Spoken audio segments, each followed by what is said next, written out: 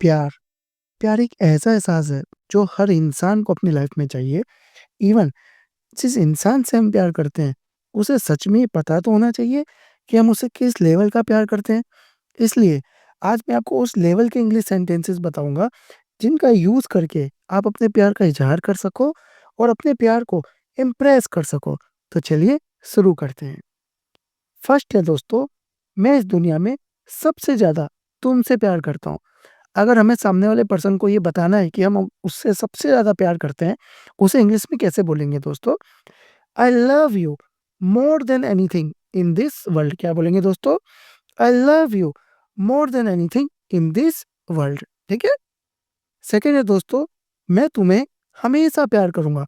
अभी सामने वाले पर्सन को दोस्तों हमेशा लगता है कि क्या सच में उससे प्यार करोगे कि नहीं?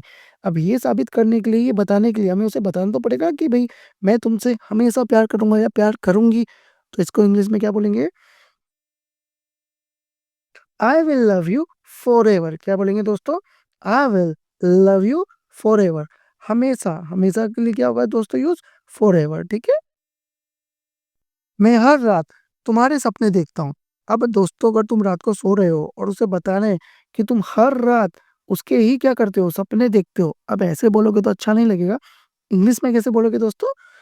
आई dream about you every night. क्या बोलोगे दोस्तों? आई dream about you every night. अब ऐसा बोलोगे तो सामने वाले को क्या होगा? लगेगा कि हाँ भाई, तुम उससे बहुत प्यार करते हो। तो ये वर्ड्स दोस्तों अच्छे से याद करते चलो। नेक्स्ट है दोस्तों, मैं हमेशा तुमसे मिलने के सपने देखता हूँ। अब सामने वाले को लगेगा यार तुमसे मिलने ही नहीं आते, तो उसे बताना तो पड़ेगा ना कि भाई तुम क्या करते हो? हमेशा उससे मिलने के सपने देखते हो। तो इंग्लिश में क्या बोलेंगे? I always dream of meeting you. क्या बोलोगे दोस्तों इसको इंग्लिश में? I always dream of meeting you. I always मतलब हो गया दोस्तों मैं हमेशा, ऑलवेज ड्रीम ऑफ मतलब सपने देखना। किस चीज़ के? मीटिंग यू मतलब कि तुमसे मिलने के, मीटिंग यू। तो ये चीज़ें दोस्तों अच्छे से याद कर लो। ये चीज़ें आपको कभी भी काम आ सकती है अपने पार्टनर को बोलने के लिए। तो चलिए नेक्स्ट चलते हैं। अब हमें किसी को बोलना है मैं तुम्हें खोने से डरता हूँ। क्या बोलना है दोस्तों? मैं तुम्हें खोने से डरता हूँ। तो इसको इंग्लिश में क्या बोलेंगे दोस्तों? I am afraid of losing you. I am afraid of losing you. Lose यानी कि खोना, तुम्हें खोने से क्या कर रहा हूँ? अफ्रेड, डर रहा हूँ दोस्तों, ठीक है? तो डरता हूँ, अफ्रेड, खोने से, लूज़िंग यू। कौन? मैं, तो आई एम। ईज़ी है दोस्तों, चलिए आगे।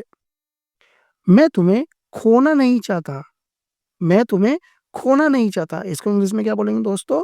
आई don't want to lose you. मैं तुम्हें खोना नहीं चाहता। इंग्लिश में क्या बोलेंगे दोस्तों? I don't want to lose you. Next चलते हैं दोस्तों। मैं तुम्हें किसी भी कीमत पर खोना नहीं चाहता। क्या बोलना है दोस्तों? मैं तुम्हें किसी भी कीमत पर खोना नहीं चाहता। अभी जो हमने पढ़ा ऊपर वो अलग है, वो है मैं तुम्हें खोना नहीं चाहता। क्या है दोस्तों? मैं तुम्हें खोना नहीं चाहता और ये है मैं तुम्हें किसी भी कीमत, किसी भी कीमत पर खोना नहीं चाहता। बोलोगे तो बहुत अच्छा लगेगा कि सामने वाले को लगेगा वाओ यार! ये मतलब किसी भी कीमत पर नहीं खोना चाहता। तो इंग्लिश में क्या बोलेंगे? I don't want to lose you at any cost. किसी भी कीमत पे। देखिए हमने ऊपर पढ़ा था I don't want to lose you, तो यहाँ सेम आ गया I don't want to lose you, but क्या लिखा है मैंने? किसी भी कीमत पर। तो इंग्लिश में क्या लिखेंगे? Eight any cost. तो दोस्तों बोलने का एक तरीका है, आप ये बोलोगे सही है, बट ये बोलोगे तो ये सही भी है और बहुत इम्पैक्टफुल लगेगा। तो दोनों हमें पता होना चाहिए किसको क्या बोलना है। नेक्स्ट है दोस्तों, मैं तुमसे वादा करता हूँ कि मैं तुम्हें कभी भी कुछ नहीं होने दूँगा। वादा कर रहे हैं हम कि मैं तुम्हें कभी भी कुछ नहीं होने दूँगा। इंग्लिश में क्या बोलेंगे दोस्तों? I promise you. क्या किया हमने? वादा। तो I promise you I will never let anything happen to you. क्या बोलेंगे दोस्तों? I will never let anything happen to you. तुम्हें कभी भी I will never let anything happen to you, कभी भी कुछ होने नहीं दूँगा। बहुत अच्छा लगेगा दोस्तों, आप अपने प्यार के लिए ये वर्ड यूज़ कीजिए, सामने बोलिए, उसको सामने वाले को बहुत अच्छा लगेगा या सामने वाले को बहुत अच्छा लगेगा। मैं हमेशा तुम्हारे साथ दूँगा। अब सबसे बड़ा डाउट आता है, बहुत बार पूछते हैं कि यार तुम कभी मेरा साथ दोगे, नहीं दोगे, छोड़ के तो नहीं चले जाओगे? तो उसको इंग्लिश में आपको बोलना है तो क्या बोलोगे? हिंदी में तो बोलोगे मैं हमेशा तुम्हारा साथ दूँगा, बट इंग्लिश में? तो इंग्लिश में बोलेंगे I will stand by you forever. हमेशा मैं तुम्हारा क्या करूँगा? साथ दूँगा। तो I will stand by you forever. ठीक है? चलिए नेक्स्ट। क्या तुम कठिन समय में भी मेरे साथ दोगे? तो हो सकता है ना सामने वाले या सामने वाला आपसे पूछे कि भाई आज तो तू मेरे साथ है बट क्या कठिन समय जब आएगा तब भी तुम मेरे साथ दोगे? तो इंग्लिश में क्या बोलेंगे दोस्तों उसको कैसे पूछना है? Will you stand by me during the tough times? Will you stand by me during the tough times? क्या टफ टाइम में भी यानी कि कठिन समय में भी, बुरे समय में भी तुम मेरा साथ दोगे? तो will you stand by me during the tough times, ठीक है? ऐसा आपको पूछना है सामने वाले से। अब मैं तुम्हारा साथ कभी नहीं छोड़ूँगा, चाहे कुछ भी हो जाए। अब ये बोल लोगे अगर किसी को बोलना है आपको ऐसा, चाहे कुछ भी हो जाए भई, कि मैं तो तुम्हारा साथ कभी नहीं छोड़ूँगा या छोड़ूँगी, तो आप कैसे बोलोगे दोस्तों? I will never leave you side come what मे। तो इसको इंग्लिश में कैसे बोलेंगे दोस्तों?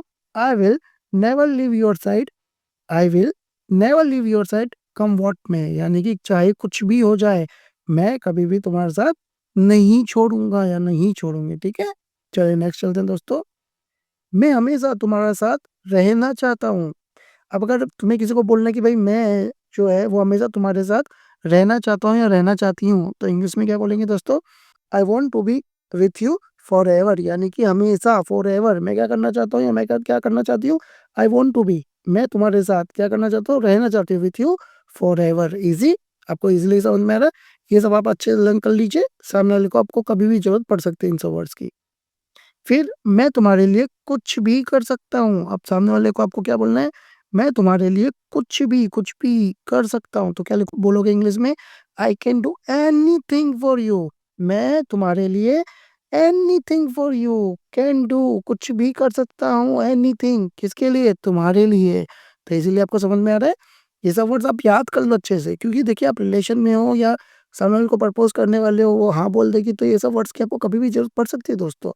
मुझे अपनी बाहों में ले लो। अब दोस्तों अगर आप हिंदी में बोलोगे तो थोड़ा अच्छा नहीं लगेगा ना, मुझे अपनी बाहों में ले लो। इंग्लिश में कैसे बोलोगे? तो इंग्लिश में बोलोगे hold me in your arms. क्या बोलोगे दोस्तों?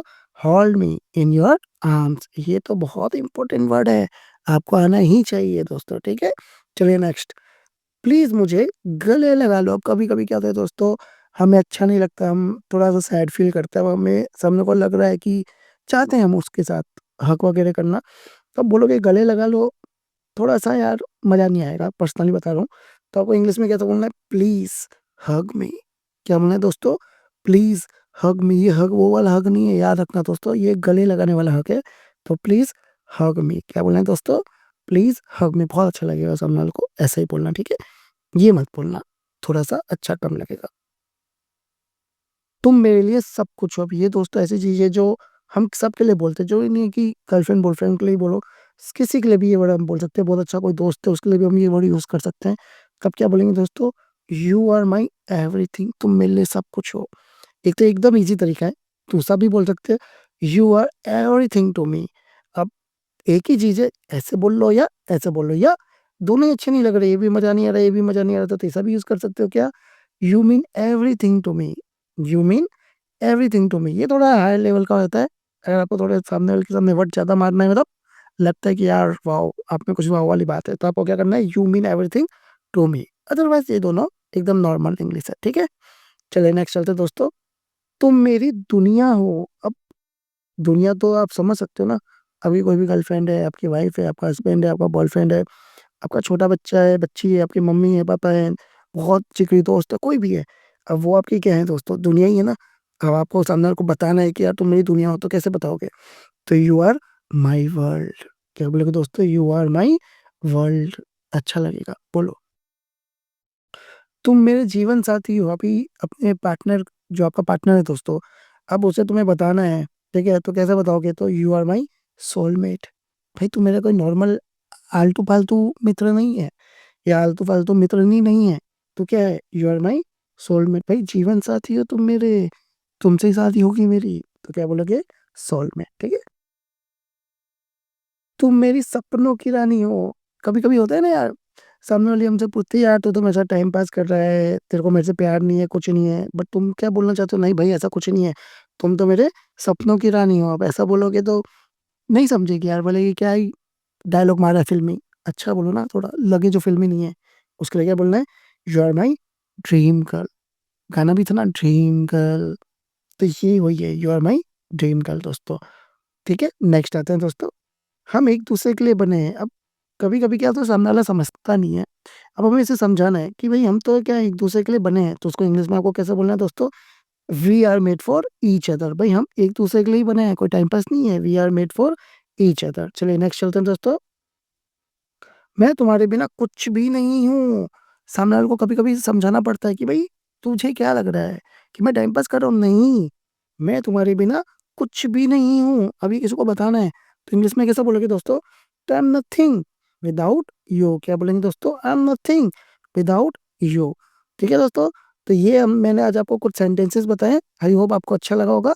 अब ये सब सेंटेंसेस दोस्तों आप अपने जिससे भी प्यार करते हो, ठीक है? उसके सामने आप बोल सकते हो, ऑलरेडी रिलेशन में तो भी बोल सकते हो, बहुत अच्छा लगेगा। इन सेंटेंसेस का इंग्लिश सेंटेंसेस का यूज़ कीजिए, आपकी लाइफ बढ़िया होती जाएगी। थैंक यू सो मच दोस्तों और ऐसे वीडियो को देखते रहिए। Thank you.